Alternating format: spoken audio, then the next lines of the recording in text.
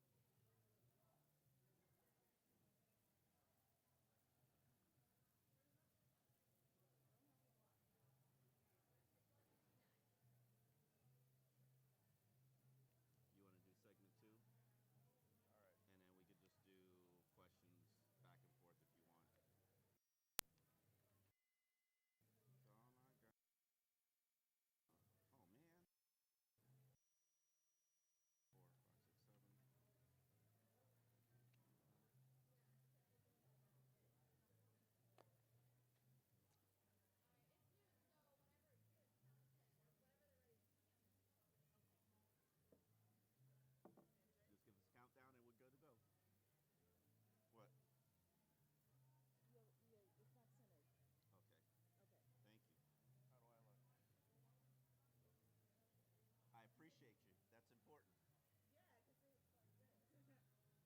That's our makeup department right there. 5 You seconds. deserve a raise. 5 seconds.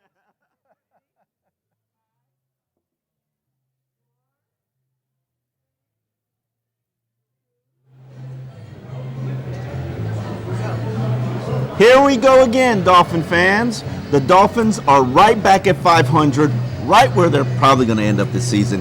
The Dolphins' 21-17 victory over the Buffalo Bills puts Miami at 6-6, heading into Sunday's showdown with the big bad New England Patriots. The Dolphins fought back from a fourth quarter deficit to pull off the victory.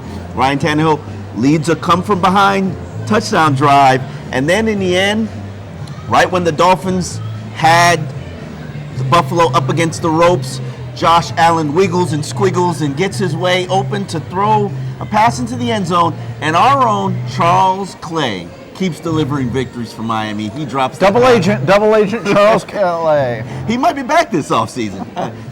He'd be a big upgrade at tight end, actually, if he can stay healthy. Yeah. Right now, the Dolphins pulled off that victory. They've got one victory against Buffalo. Still got to face them at the final game in the end of the season. The question is, will that game matter? The Dolphins are playing okay. 29th on offense, 29th on defense. That's okay. But somehow they've got a winning. 6-6 record. They're winning. Explain it to me, Dave. Takeaways. They are, they had 9 interceptions last year. They have 19 this year. And that's really the only thing I can wrap my head around that. And look, for as much as people talk about them being injured, and they're injured. Other teams are injured too. But their schedule helps them out. They have the second softest schedule against. What? It's true. I hate when people bring up. I hate when people bring up injuries. So they're canceling each other out. They play in the AFC East, which right now, 2 Jets wins, a Raiders win, which they're going to be one of the worst teams. They are the worst team. And a Bills win. Those three teams could draft in the top 5. Record. Omar does not like this. Record. Factor in what a team's injuries are that week. I mean, everybody's a different opponent. You know, Cincinnati is a different team. How they got to 6-6. I'm saying, and they're 29th in all. Explain how they're 6-6, Omar. They're a better team. There's a long pause there. Yeah, there's a long pause because I truly do believe this. They're a better team than they've shown all season. All season. And I know it's hard to explain. 12 games. You can't keep saying they're a better team. If they had pulled off the fourth quarter victory against Cincinnati Bengals and Indianapolis Colts, okay, they'd be 8-4. And if Charles Clay catches that ball and Derek Carr doesn't throw an interception, they'd be 4-8. So we could do that all day, right? We can indeed do that all day. But I think that they haven't played their best game yet. Well, they played a good game against the Bears. That might be their best game of the year. If that's their best game, good Lord. Yeah, then there's no hope for this franchise. But I do believe that they haven't played their best game. Now, a lot of things have to happen for them to get hot. But it's possible they can get hot and win 3 of the next 4 games. We'll discuss that a little bit later in the show. Our first question comes from Amal, who asks, the team is 6-6 and only 1 game out of the playoff spot, but there's so much negativity surrounding this franchise. What's the reason for that? I think, to be fair, it's a collective last 15 years on the shoulders of mediocrity on this team. I call it the mediocrity merry-go-round. Okay, I like that. Mediocrity merry-go-round. And it's spinning right now, and everybody's riding it. And at some point, and we reach the point, 7th year of Ryan Tannehill, you've got, as Omar mentioned, 29th, and they're in the bottom third of all the major categories of statistics. Except for turnovers. So what you have is negativity or realism, however you want to call it. Nobody's buying into them.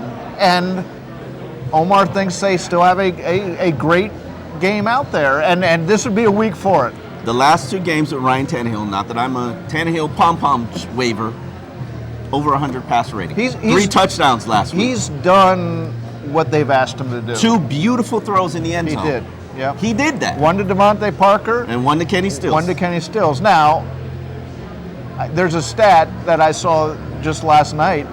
The Dolphins have the second fewest explosive plays. Passes over 20 yards, runs over 12 yards. They are a dink and dunk team. They were an explosive team in the beginning of the season when we were talking all about all that speed and big plays. Now is that just injuries? Yeah, that's injuries. I'm saying they're not taking advantage of what they have. Where has Kenny Stills been? You finally saw him. Okay, that's fair. Devontae Parker, I don't know what to make of Devontae Parker. He's Devontae Parker. Kenyon Drake now, he's getting the last couple games more targets and more runs, and you're getting more dynamic plays on offense. But they are limited without Albert Wilson and Jakeem Grant. Definitely the offensive line. People are overlooking that. I think that's a factor in terms of how they played. They took 3 sacks last week. All 3 of those sacks killed drives. You know, if you're going to get only 9 drives a game and 3 of them are killed by sacks, a couple more are killed by penalties, you have to be perfect. And that's pretty much where your playmakers comes into the equation. Those playmakers like Albert Wilson make an average play a big play, and you don't have that anymore in this offense. All right. Our next question comes from Duke in PA. If you put any of the top 5 quarterbacks in the NFL on the Dolphins right now and allow them to fully grasp this offense, is this team a playoff team? Playoffs? Are you saying, so the question essentially is, if you put Aaron Rodgers or Tom Brady or Andrew Luck on this team, are they 1 game better? Russell Wilson. Are they 1 game better? Absolutely. Absolutely, they'd be 1 better. So, yeah, they're a playoff team. Are they? Here's where the standards have changed for me in the last, I'm an old man, of the last 25 years of being with the Dolphins, 30 years. It used to be you go into a season saying, can they contend for a title? Are they a contending team? Or if they were a contending team, are they a championship team? Now, everybody's gotten beaten down so badly. Just 1 playoff. 6-6. Hey, we might get that fake playoff spot, that last one. Fake? Yes. It's called a wild card, Dave. There's 6. It's wild card because anything can happen. There are 6 teams that are 6-6. One of them is going to get it. Yeah. And Tennessee did it and fired their coach.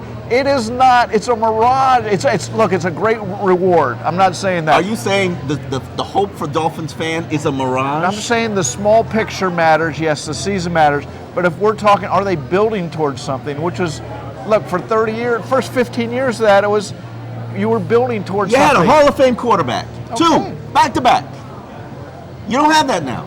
2. Oh, Greasy and You Gre- probably I quickly wasn't here forget for about- Greasy. I'm not that old. But the franchise had 2 Hall of Fame quarterbacks. That's why you were always relevant for 3 decades. Now you've got Ryan Tannehill. Go find a Hall of Famer. All right, Dave Milstein wants to know, why do the Dolphins' opening drives the last 2 weeks look organized, creative, succinct, then the same old Dolphins the rest of the game? Every coach scripts their first 20, scripts their third down plays, scripts their goal line plays. This is not unique. I think what is unique is that Adam Gase has Ryan Tannehill back. He's got his Bay. And Bay knows how to execute your offense. Let's not pretend that Brock Osweiler was good. He was for a couple games. He was adequate. Even 31 points is the high by the Bears. Yeah, Against special the Bears. teams. I believe special teams contributed to that as well. Listen, Ryan Tannehill can execute the offense as designed. Now, I would love to see them do more rollout plays, movement plays, but maybe that was predicated based on the defenses that you were facing and all these injuries you're having on your offensive line. But this is Adam Gase's offense. Now, it's sad that we're in the 4th stage of the season and we finally start to settle in offensively, but this is his offense. Now, what they need to do is they need to cut down the penalties. They need to cut down the sacks. They need to cut down on the negative runs. When they do that, I think they'll have a better chance of converting third downs, which is what's weighing this team down like an anchor. Yeah, now, to the question, the first drive, as you said, scripted, they game plan that all week. They see what the opponent defense is going to do. Then they both teams come off the field. Teams adjustments are made. Yeah, okay? you're right. And so, but your larger point, I agree with it. He has Tannehill back, and Tannehill runs his offense. Okay, the Dolphins are playing December games that matter, Omar. Every team's goal. Miami's a game behind the Baltimore Ravens and the Pittsburgh Steelers for the final wild card playoff spot in the AFC. 4 games to go. This week it's New England, which Miami's beaten at home 4 of the last 5 games, which every Dolphin fan knows by now, right? Yeah. Okay, then Miami travels to face the Vikings, host the Jaguars, and finish off the season in Buffalo. What has to happen for the Dolphins to make the playoffs, in your opinion? 9 wins is the magic number. I think it's always going to be the magic number in the AFC until the quarterbacks start to develop and blossom, and maybe 10 raises the bar. But for that final spot, it's 9 wins. I really see Baltimore. There's only a matter of time before teams catch up to Lamar Jackson and what he's doing. 3-0, Omar. 3-0. And give them 5 games. They'll figure it out. They'll contain it. And that's what happens with rookie quarterbacks. And then, Pittsburgh, they might lose James Conner. That's going to change the dynamics of their offense a little bit. So, I think you're going to have to get to 9 wins. Is that going to be easy? It's not, but it is doable. Let's say you beat the Patriots at home, which you've been able to do quite frequently. Then you got to go hold home court against Jacksonville and then beat either Minnesota or Buffalo on the road. Neither of those games will be easy, especially considering how poorly Miami plays on the road, but they're all doable. Let's start New England first, right? Okay, we'll get into this later, but sometimes New England hasn't really needed that game. Okay, I'm not dismissing what the Dolphins have done because they've won 13 of 17 games against New England in the Tom Brady era, and all 4 of the last 5 are at home in the last 5 years. So something's at work there. We'll see. Okay. Our next question comes from Guillermo. I would like to see Ryan Tannehill with an offensive line that protects him and more freedom from Gase and a defense that can protect from the run in the 4th quarter. Would you agree? I would like a Mercedes for Christmas.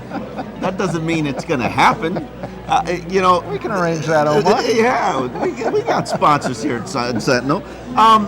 The issue that you have offensive line, I don't think that's going anywhere. When you're already on backups. Now you're on backups. That's a recipe for disaster. Now, it troubles you that Jesse Davis, probably one of your best offensive linemen this season, was getting manhandled, but Kyle Williams is a pretty good elite player, and in fact, he's going to be a free agent. Wink, wink, Dolphin fans. If you, he's 35, Omar. I don't care. Come on, he's 35. Can he stop the run, Dave? I don't know. At 36, I am desperate. Enough of the old folk. Let's go back to the question. All right. Ryan Tannehill needs good protection. We know. Say whatever you want about Ryan. The pocket presence is Every not quarterback there. needs it. Every quarterback needs it. But he needs it more than most because his spidey senses don't work when it comes to pressure in the pocket. He doesn't step up, doesn't evade, which is why the movement plays work the best. I would love to see the Dolphins get back to that. I don't know if Gase has been scared because of the shoulder injury. Ryan, come on. He's athletic, he runs, he throws well on the run. Let's allow him to do that. Now, stopping the run, there's no hope there. There's just no hope. All right. Tony B asks, if you put either of our drafted tight ends on any of the top 10 offenses, will production results look different? No. I am not a big fan of either of those tight ends. And you allowed me an out last week. I've seen too much. Like, you have to be physical to be a good football player. Mike Gesicki is not physical, shies away from contact, doesn't like to be hit, and it's clear. You can say all you want, but it's clear. The film says so. And Durham Smythe is not athletic enough or fast enough to create separation. Tannehill has only had success with one tight end his entire NFL career, and that's Charles Clay. And that took years. I don't think he's going to have time or the opportunity to get comfortable with these tight ends. Well, let me say, I'm not as harsh on them. Let's go to year 2 and we'll see. It's big off season for both those two guys. The interesting thing to me last game was what they did with Nick O'Leary. They ran some sets I hadn't seen before. I formation. H-back, baby. H-back, him coming. Old school football. Not only blocking once he came out of the backfield and caught his only pass for 9 yards that game. Is this something we're going to see more of? I pray. Yes, I pray. Yes. It's not Gase's style, but it's what will work with your team, your personnel. Nick O'Leary's a good H-back. He's a veteran H-back. I'm surprised they re-signed him considering he's had like a 6-week disappearance. Yeah, that's a mystery to me that he had this great start, disappeared, and then this week we saw him in a new role, which I'm with you. That's something interesting. Defense wasn't ready for, and it took. Look, there's limited strengths on this offense. What took strength? advantage. What strength? Well, Kenny Stills, where was he? Kenyon Drake, where was he? I can justify all those. I can't. Kenny Stills runs stretches of field. Brock Osweiler can't throw it. It's a wasted throw. Okay, so he doesn't. Why not use him in other roles? Yes. Absolutely. Okay. You're right. That's a coaching thing. Josh Wade asks, does the O-line, as is, assuming there aren't any more major injuries, have enough life left to make it a run in the last 4 games? No. And I love them to death in terms of the guys. I'm a big fan of offensive line play, as you know, Dave. But when I'm watching them, they are a dam with a huge crack in it. And soon enough, the pressure is going to destroy the season. And you cannot continue to play with Ted Larson as your left guard.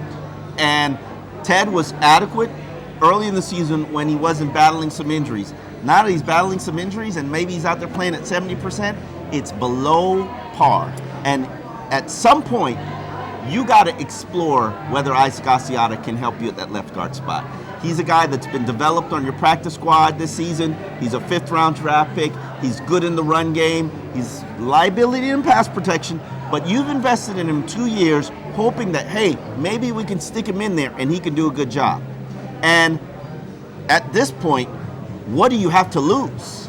It can't get any worse. Maybe Ryan Tannehill has a spleen to lose. He got hit a lot last week. He did. I tell you, the Bills did an interesting thing. A very good defense, by the way. Yes. And give them credit for a season sinking. That defense looked really tight. And what they isolated the tackles and attacked the middle of the line. And if we see it, with my amateur eyes, Bill Belichick saw it. Yeah. Right, so they isolated those tackles, and those 3 the guards and the centers, oh man, They got attacked. and you better expect every single opponent and I will Miami say, plays. one of the sacks, the one by the goal line, Tannehill had about 3.5 seconds to throw. If you're standing in your goal line, in your own end zone, and you have that mental clock's going, you can't hold the ball on. I don't put that one on Jesse Davis. So, yeah.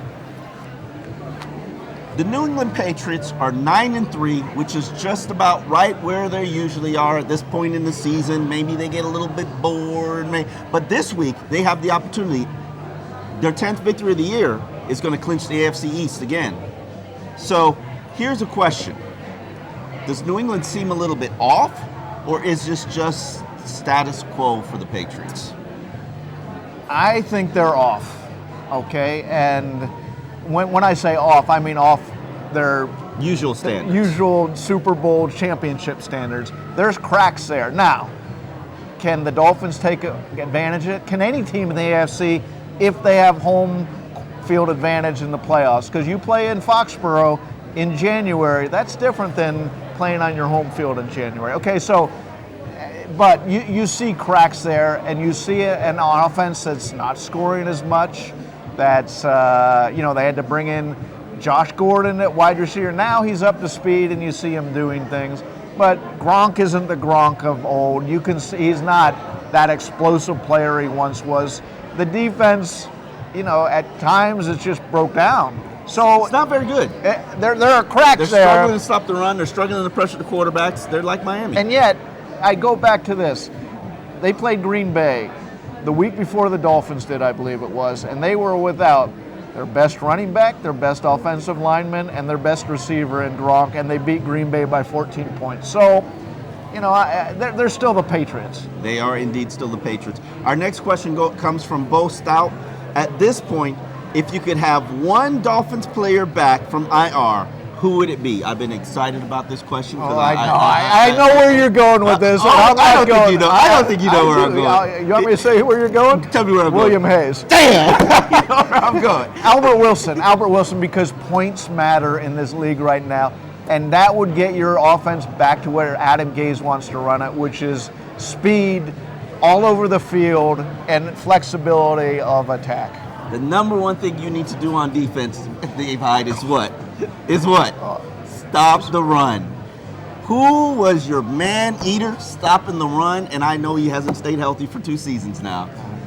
But, man, are they a different team when he's in that game, when he's a factor. He's a factor player. And I like Albert Wilson. I like his speed. I think he's an intriguing player. But let's not pretend like he wasn't like the third receiver on this team, fourth receiver on this team when the season began. Well, when the season began, but after week 4, you said Albert Wilson, I said anyways, Yes. He's a lot better than I thought he was. Yeah, absolutely. Okay, so Another guy we need to consider is Josh Sitton, because he was the guy who Right. made that offensive line go earlier this year, helped you in the run early, game. like one game. He kept warning us about those 30-year-olds. Nobody listened. WV FinFan wants to know, what is Adam Gaze's mark on the franchise? What has he done to change this franchise's direction? This is an interesting question, and it comes at a perfect time because Joe Philbin was just named the head coach of the Green Bay Packers. And Why do you drop that? We're on live and you're dropping that on us. Both of us, everybody, here's the thing. Everybody, we learned of this while we were working after the Dolphins game, writing our stories and columns, and it was announced in the press box. And what was the response, Dave? Just that, a lot of It was a lot of people laughter. could not contain. It's like a punchline. Yeah. And you get what the Green Bay Packers are thinking. But what I've also learned, and Joe Philbin taught me this, if you want to lead men, some of the most physical guys who play the most physical sport, you got to be a leader of men. Right. And Joe Philbin was not a leader of men. And nobody wanted to follow him. Nobody was inspired by him. And now the Green Bay Packers, they did that as a perfect opportunity to tank the season. To me, Okay, is Adam Gase a leader of men? absolutely, no question. I don't know how good he is as an offensive play caller. I just don't. That's just what he considers. His strength, His yeah. strength. But look at it. look at it, Dave. I present the 29th best offense in the NFL to you. Well, okay, if we're getting on that, to me, it's a measure of talent more than play calling. So are you blaming his struggles on the talent Yes. that he handpicked? Yes. Okay. Well, so that gets to what he doesn't do well, which is Evaluate talent. evaluate talent. That is true. That we can firmly conclude that now. Like, yeah, he did evaluate Albert Wilson. He did. Well, it's not. Look, when you say bad, you're going to still hit 30-40%, right? That's true. That's true. I know he's a good leader. I know he can. I mean, players like to play for him in general.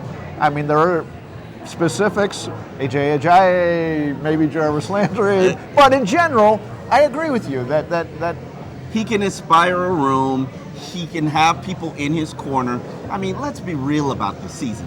They're a bad team, and they're 6-6. A bad injury-decimated team, and they're 6-6. Who gets the credit for that? should there be credit for I mean, credit. Hold on. Credit. This season is on pace for exactly what I expected, which is 8-8. What everybody, I said 7-9. So there'll be a game or two better than So that. based on what you've seen, they're a game or two better than you expected, and you don't think somebody deserves credit? Look, these are the big leagues.